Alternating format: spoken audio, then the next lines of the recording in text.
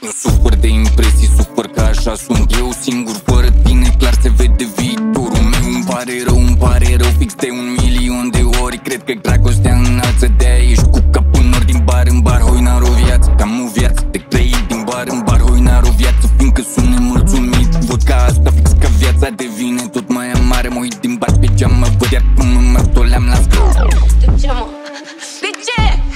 Fără probleme, fără griji, fiindcă dragostea e oarbă. De-aia trebuie ochelari cu lentile de-alea mari, gen fonduri de borcani, ca să vezi ceea ce pari, ca să vezi cum văd eu viața și să nu mai comentezi. Vorbele tale nu mă dor, dar pur și simplu deranjez. Nu pledez nevinovat că nimeni nu este perfect. Capul sus chiar dacă viața-ți sare cu piciorul în piept.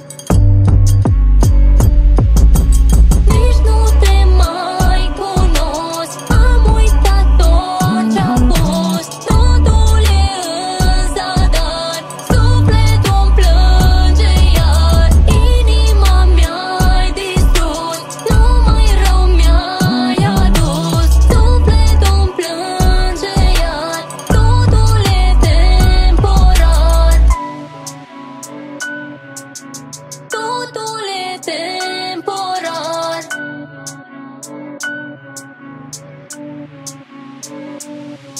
Vei uita tot ce a fost doar dacă te lovești la cap. Sap în suflete meschine, fac și eu ce pot să fac. Pentru unii viața e o balenă eșuată la mal, care a fost izbită în stânci ironic. Fix de primul valeu, nu mă uit în stânga sau în dreapta. Când traversez printre mii de galaxii, încă avem copii în școli care au acasă copii.